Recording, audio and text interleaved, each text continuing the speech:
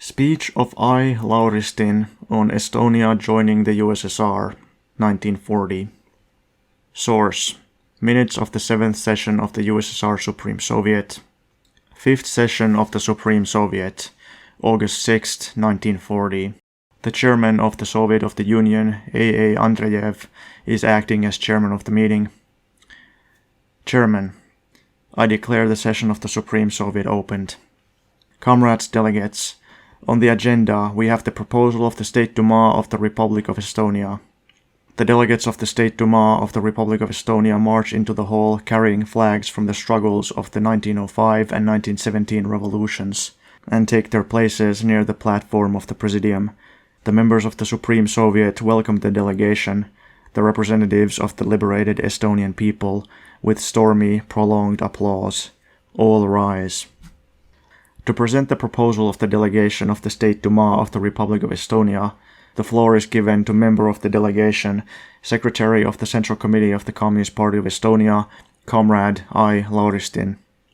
As Comrade Lauristin takes the podium, the members of the Supreme Soviet greet him with stormy continuing cheers, which turn into a fiery ovation. I. Lauristin, member of the delegation of the State Duma of the Republic of Estonia and the Secretary of the Central Committee of the Communist Party of Estonia, speaks in Estonian. Comrade N. Karotam translates to Russian. Comrade members of the Supreme Soviet of the Union of Soviet Socialist Republics, allow me, in the name of the working people of Soviet Estonia, to greet you, representatives of the free nations of the USSR, your famed Red Army, which has taken on its mighty shoulders the task of guaranteeing Estonia's security, the government of the Union of Soviet Socialist Republics, headed by Comrade Vyacheslav Molotov, ingenious implementer of the Stalinist peace policy. All rise. Stormy, prolonged applause. The entire working people of Estonia sends its fiery greetings to our great teacher and leader, Comrade Stalin. All rise. Stormy, continuous applause, turning to ovation. The ingenious Stalinist policy smashed the sinister plans of the imperialists, which attempted to draw into war both the Soviet Union and our Estonian people. As a result of the Soviet Union's ingenious policy, the Estonian people received the opportunity to march towards the bright future, together with the free peoples of the Soviet Union, to utilize all the advantages of the state of peace and build its young socialist republic. Comrades, the working people of Estonia had to suffer for centuries under the yoke of the Baltic barons. The Estonian peasants, who loved to labor, had their lands stolen. The barons' whip lashed the backs of the peasants for even the smallest disobedience. When the enslaved people dared to rise up and fight against its enslavers, it was crushed mercilessly. The oppression by the barons merged with Tsarist oppression, and the Cossacks' batons struck equally at the backs of the Russian and Estonian workers. Tsarist officers, Baltic barons, capitalists and landlords strangled the Estonian people for a long time. As a result of the October Revolution, the workers and peasants of Estonia created their own Soviet power in 1917. The land was taken away from the landlords and the banks and factories from the capitalists. But the working people of Estonia couldn't enjoy their freedom for long. First came the German conquerors, and then the English imperialists and their supporters intervened and put the Estonian bourgeoisie in power. In its bloodthirstiness and cruelty towards the people, the Estonian bourgeoisie was on par with the Baltic barons and Tsarism. Many fighters gave their lives for freedom and were murdered during the Civil War. The Estonian bourgeoisie, white generals, Finnish white butchers and other executioners mercilessly destroyed notable leaders of the Estonian working people. Famous leader of the Estonian working people, Viktor Kingissepp, was treacherously imprisoned. He was beaten bloody, his bones broken, and he was shot and buried in an unknown place. Our forests and fields are full of the graves of revolutionary workers and peasants. Up until very recently, the working people of Estonia sighed under the yoke of capital and the reactionary ruling clique. That ruling clique tried to completely isolate Estonia from the Soviet Union politically, economically, and culturally. As a result of that isolationism, our industry and agriculture suffered. Factories stood idle. Hundreds of machines rusted and the buildings of large plants were ruined. In 1913, our large metallurgical and textile factories had 36,000 workers, but by 1940 they only had 17,000 workers and employees. In 1914, the Grönholm sewing plant in Narva had 14,000 workers, and now only a little more than 2,000. The number of unemployed rose to enormous proportions. Unemployed intellectuals were exploited as unpaid labor by taking them as interns. In Estonian villages and population centers, there are thousands of unemployed who find work only for 1.5 to 2 months per year. One had to beg for work, like alms. One meets many workers who can't afford to buy even the most basic essentials of life, not to mention clothes and shoes. Hundreds of school-age children are without bread. Even bourgeois papers write about students who look for food among trash on a daily basis, as their unemployed parents are unable to feed their children. Estonian bourgeois rulers subjugated Estonia's economy to the ravenous plans of the imperialist countries. A foreign debt burden of 186 million crowns was hoisted onto the shoulders of the Estonian people. On top of that, the Estonian people had to carry the Estonian bourgeoisie's debt burden of 130 million, which had been spent preparing for a war adventure against the Soviet Union and on repressing the people. Thus the country's economy had been sold to the imperialist sharks, who turned Estonia into a semi-colony. Estonian and foreign capitalists who accumulated their wealth by brazenly exploiting the working people competed with each other in the merciless exploitation of our workers, peasants, and working intellectuals. The workers' living standard had been pushed very low, and it was one of the lowest in Europe. The situation of the peasants wasn't any better. There are about 140,000 farms in Estonia. Most of them are small and medium farms that barely make ends meet. 15,000 landless peasants live in misery. Land was the subject of speculation. The peasantry of Estonia is burdened by debt, taxes, and endless fines. The total debt of the peasantry was 142 million crowns. No wonder that each year thousands of farms are sold in enforced bankruptcy auctions. Each of them have an average of 6,000 crowns of debt. The agriculture of Estonia was completely dependent on the fluctuations of the world market. Monopolized capital ruthlessly exploited the working peasantry. While increasing the prices of domestic and foreign industrial products that the peasants bought, such as textiles, agricultural equipment, sugar, matches, etc., the monopoly companies like the butter export company, the meat export company, the egg export company, etc., artificially lowered the prices of those agricultural goods that the peasants sold. The high prices of industrial products and the low prices of agricultural products struck with full force against both the peasants and the workers. The cause of the people's misery was the beastly rule of the reactionary ruling clique. In Estonia's large industry, banking establishments, and major trade, foreign imperialist capital played the dominant part, and its only desire was to get maximum profits at the cost of Estonian workers and peasants, and to transfer those profits abroad. As much as 200 million crowns were transferred abroad annually. Estonian workers, peasants, and intellectuals were forced to suffer want and hunger so that foreign and domestic moneybags could engage in gluttony and luxurious life. After stealing for themselves the monopoly of speaking in the name of the Estonian people, bourgeois government leaders actually sold the people's interests, helping the foreign capitalists in robbing the people. The big bourgeoisie corrupted the state machinery. Bribe-taking flourished in the ministry and other apparatuses. Thus, ex-economic minister Selter alone accepted bribes worth hundreds of thousands of crowns from the Care factory alone.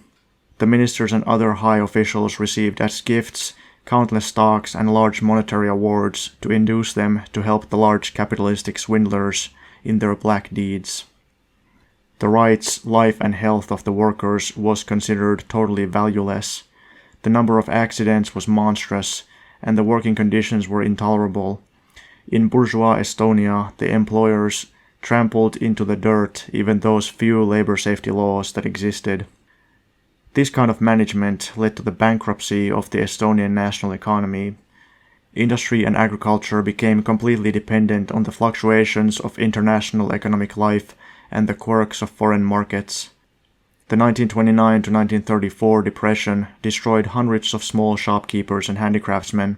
Hundreds of ruined farms were forcibly auctioned. Bankers, big shareholders, and their humble servants, the high-ranking state officials, bought up the peasants' land for pennies and benefited from this misery of the people. The Estonian economy didn't significantly recover from the depression of 1929 to 1934 before the new global economic crisis started in 1937. Decaying capitalism again ran into a dead end.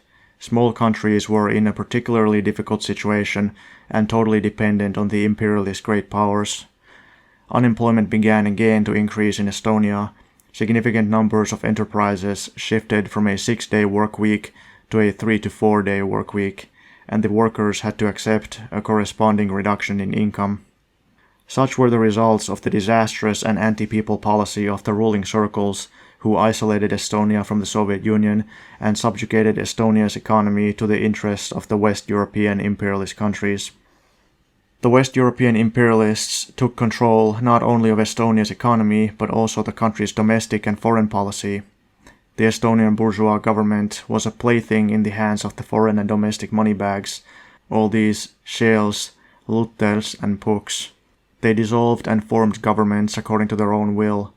They lowered or increased tariffs when it was to their advantage. To get rid of the real defenders of the people, real patriots, and to cover up their policy of robbery, they unleashed the police apparatus of oppression and terror.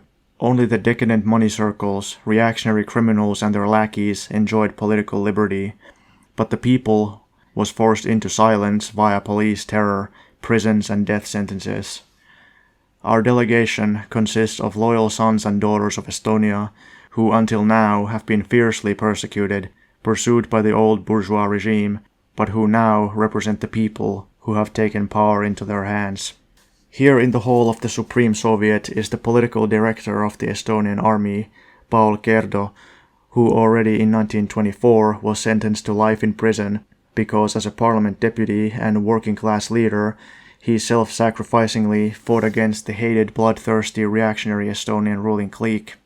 In our ranks is Juliana Telman, the closest comrade of the Estonian people's beloved leader, Viktor Kingissepp, who was tortured by the executioners of the Estonian people. Already as a young girl, Telman was sentenced to life in prison. I could also refer to my own experience. Twice the military court has sentenced me to imprisonment for communist activity, and I've spent 15 years in the prisons of bourgeois Estonia. Applause. I can mention members of our delegation, Abels, Juinas, Muja, etc., who were sentenced to imprisonment for daring to explain to the masses the teaching of the genius leaders of mankind, Lenin and Stalin, for organizing workers to fight against their oppressors, and defending the interests of the USSR, the homeland of all workers of the world. Applause. Monstrous rule of police terror prevailed in Estonia. The revolutionary vanguard of the workers, peasants, and working intellectuals was expelled from legal society and into the claws of bloody white terror. The working people of Estonia, especially its courageous vanguard, the Communist Party of Estonia, tirelessly fought against the arbitrary acts of the imperialists, against the reign of the moneyed interests, for the strengthening of the friendship between the people of the Soviet Union and Estonia. This friendship, which was as important to the Estonian people as air, the reactionary government clique tried to hinder by every means, to create a Chinese wall between our peoples. Now that wall has been broken. The broad Estonian working masses became convinced that the rule of the Estonian bourgeoisie was the rule of enemies of the people, and against all the noble qualities of our people. That rule led our country to a dead end. The country's productive forces didn't develop, but withered. As a result of the bad material conditions in years of the reactionary bourgeois rule, population growth diminished sharply. Instead of true people's culture and science, the people were poisoned with chauvinist misanthropy. When on 28th of August 1939, after the signing of the Estonian-Soviet Mutual Aid Treaty, the forces of the Red Army entered Estonia, and our workers and peasants greeted them with joy, in our hearts we felt the time of our liberation was near. The reactionary bourgeois clique realized its reign was coming to an end, and began to persecute the working masses even more brutally, to violate the treaty, to spread lies about the Soviet Union and its famed Red Army, to provoke war. But the brazen war provocators didn't succeed in their plans. They were exposed and their game was up. On June 21st, 1940, the working people of Estonia overthrew the filthy bandit gang of war provocators and brought to power its own people's government. The new government carried out elections to the new State Duma. The elections of July 14th and 15th were a mighty expression of the Estonian working people's will and a harsh condemnation against reaction. The people elected its genuine representatives, who were tasked with solving the fundamental questions of Estonia's life according to the interest of the people. Now that a genuine people's government has been formed, it has become possible to fulfill in real life the working people's burning desire to set up Soviet power in Estonia and to unite Soviet Estonia into the Union of Soviet Socialist Republics. This desire of the people has always burned brightly in the people's hearts. In hundreds of mass meetings, workers, peasants, and intellectuals gave their determined instructions to their delegates to the State Duma. Estonia must become a Soviet republic and join the Soviet Union. The artificial barriers which the bourgeoisie constructed to separate the Estonian people from the people of the Soviet Union must be destroyed. In the elections of July 14th and 15th, the League of the Working People of Estonia, whose program advocated building firm unity and friendship between Estonia and the Soviet Union, received nearly 93% of all the votes. This showed the people's will clearly. The new State Duma, which the people for the first time elected freely and with unprecedented activity, solved the fundamental questions of Estonian life in the way desired by the vast majority of the working people. The State Duma founded Soviet power in Estonia, declared all the land the property of the people, and brought banks and large industries into the hands of the state. Implementing the Estonian people's wishes, the State Duma decided to request the USSR Supreme Soviet to accept the Estonian SSR into the USSR on the same foundations as its other federal republics. Applause. The Estonian people share with the people of the USSR long fraternal ties formed in the battle against Tsarism, capitalists and landlords, who oppressed both Russian and Estonian workers and peasants. As symbols of the joint revolutionary struggle are the old battle flags, under which the Estonian workers attacked against Tsarism and capitalism in 1905 and 1917, which we have brought here today. Stormy applause. Our workers protected these flags as most valuable and sacred in the days of the blackest reaction and police terror. Together we have lived through 3 revolutions, and now we wish to build a free Soviet socialist Estonia in the united and harmonious family of the nations of the USSR. Stormy applause. Only Estonia joining the USSR will guarantee for our country genuine independence and sovereignty, guarantees for our people free national development, the development of our industry, the flourishing of our agriculture and national culture, the enormous advancement of our people's welfare and the flourishing of our homeland.